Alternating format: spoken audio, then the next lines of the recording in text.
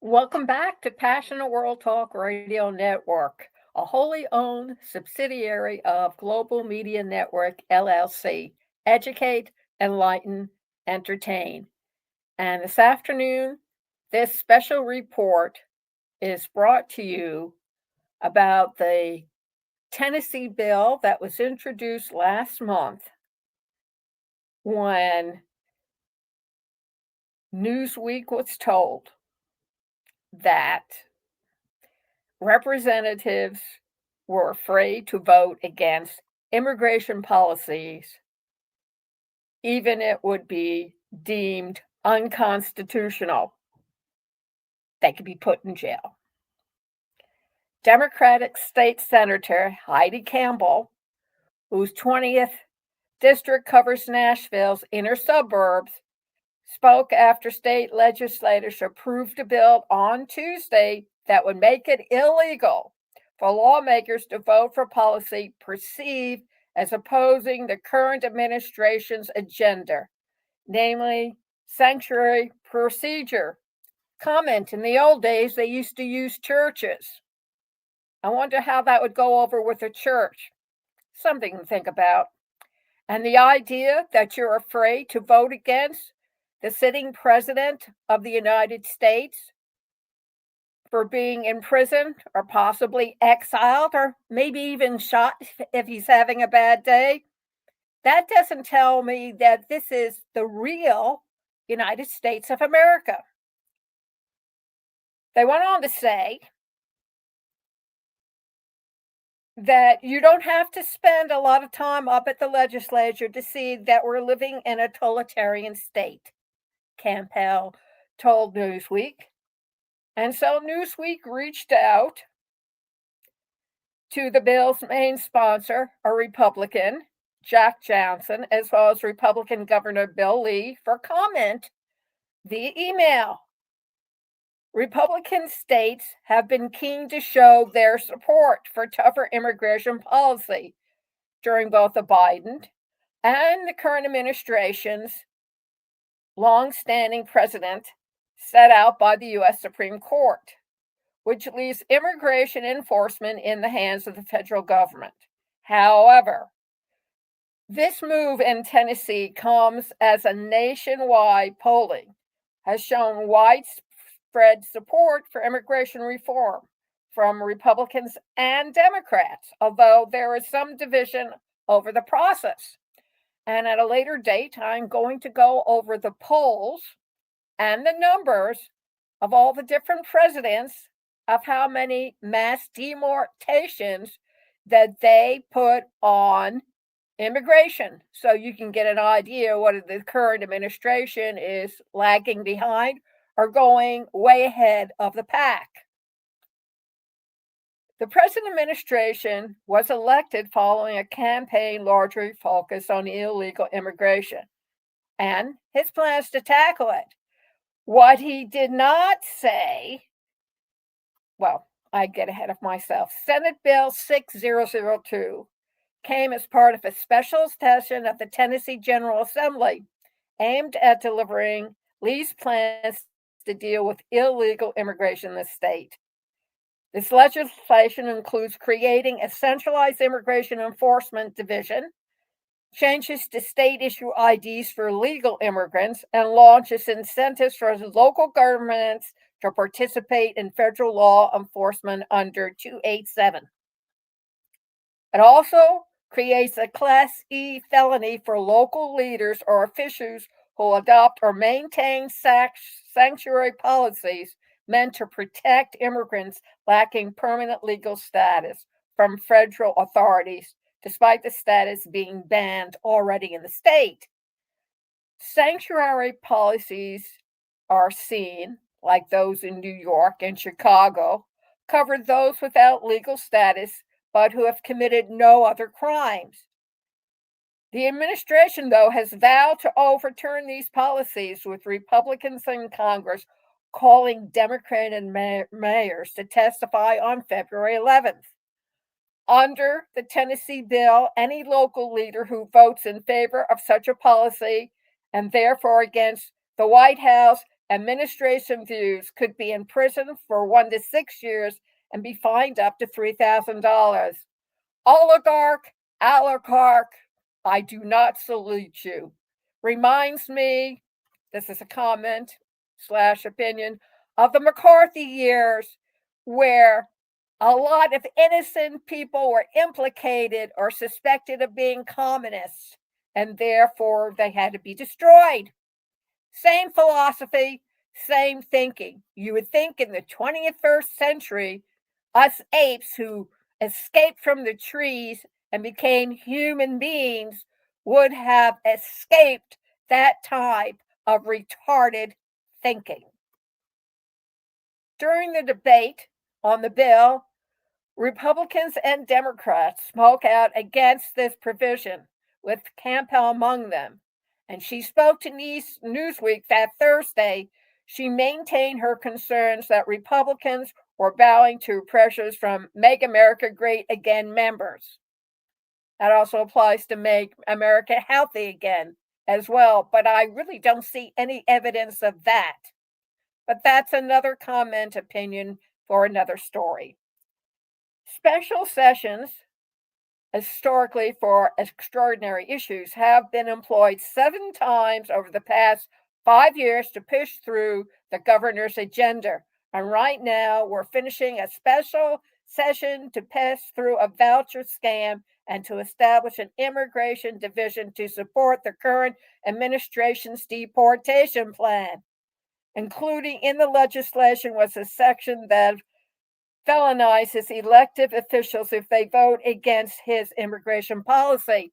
Does that mean that they can also be exiled to the notorious South American prisons so they'll never be heard of again? Hey, that already happened.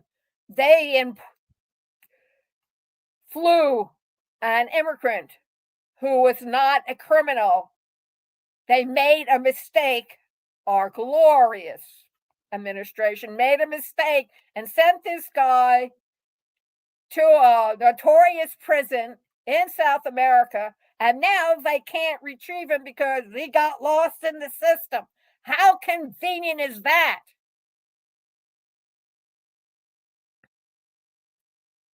Everyone is aware that this is unconstitutional, but the supermajority voted for it anyway. Before this special session, Lee said the idea was to strengthen public safety in the state, and references to the current administration plans to include local agencies in carrying out immigration enforcement. However, Tennessee is not alone in trying to enact its own immigration powers following the changeover in Washington, D.C., with Republican Florida Governor Ron DeSantis calling for a special session of his state assembly to discuss immigration policies, and GOP Texas Governor Greg Abbott signing a series of orders enabling enforcement at the local level in the Lone Star State. Comment. Well, I was back down there in the 70s, and that doesn't surprise me. They're still fighting the Civil War down there. What people are saying. The Republican Tennessee State Senator Todd Gardenhire told fellow lawmakers on Tuesday, quote, "We are a republic." No, you're not a republic. And a republic is one that we elect people to vote the way they feel like is best for the district, the city, county, or the state. If we set the precedent of penalizing any elected official for voting their conscience, whether it's good or bad, then we set a dangerous precedent for the future. Yes, you did. But we're not a republic. We're an oligarchy. Look it up in the dictionary.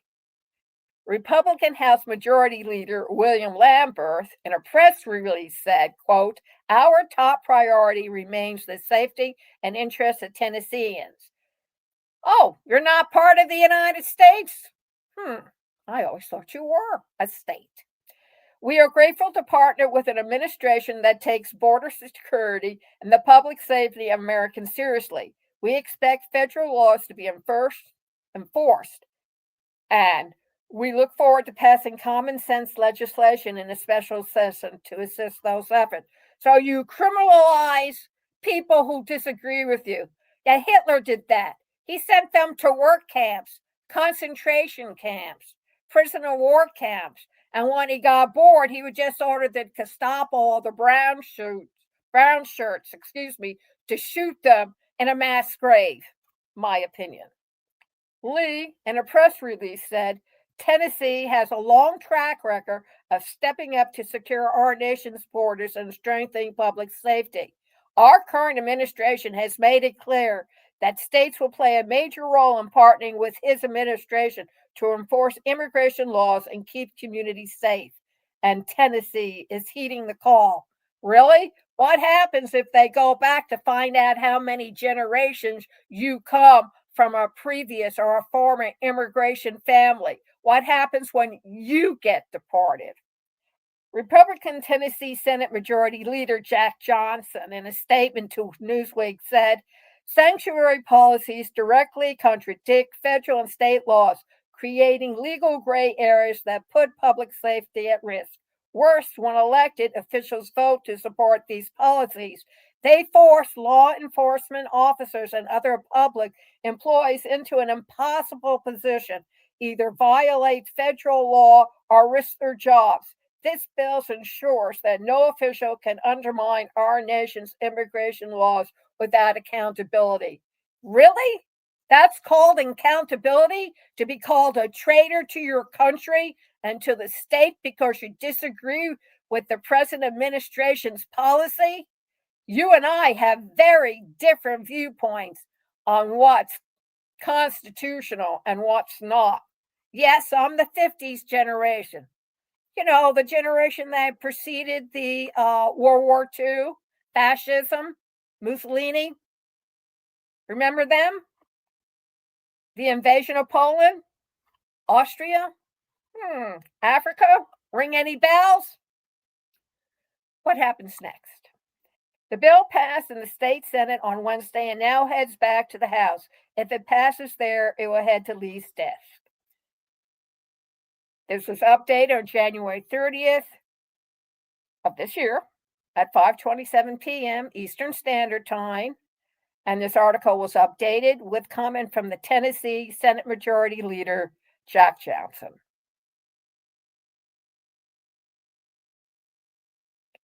So, there it is, folks. And I suspect all the other southern states will do the same thing. It's what Eisenhower used to call the domino theory. And if you don't know who Eisenhower was, besides being a general in World War II, right up there with Patton, he had a theory about communism. So look it up on Google. Last time I looked, he hadn't been scrubbed from Arlington Cemetery or from the Smithsonian Institute. But hey, don't hold your breath for too long. It may happen soon enough. I mean, he was partially bald. So there goes the blonde and blue-eyed theory. I don't know whether he had blue eyes. Thank you very much for listening to our special report. It's brought to you by Research Conscious Research Solutions, where we can help aid you do your research. Check us out, passionateworldtalkradio.com/research made simple blog. Check us out on Facebook.com/conscious research solutions with Lillian C. And also by AI with Lillian.com. Click on that. It'll take you to the website of Ruby AI, Artificial Intelligence. You'll see a demonstration, testimonials, and all the reasons why one should invest in a monthly subscription. It's a no-brainer. And hey, they're even going to provide in the Netherlands a robot with AI to become a housekeeper's assistant. And let's not forget the Chinese, who have built an armed forces made up of robotic dogs to attack humans. Doesn't that sound wonderful? Hey, it's not like you can stuff it back in Pandora's box. And your call to action, if you want to keep on receiving special reports, go over to PassionateWorldTalkRadioNetwork.com/donor page. And donate to keep stories like this on the air so it is brought to your attention of the eroding or the glory of the United States of America. Thank you very much and have a great day.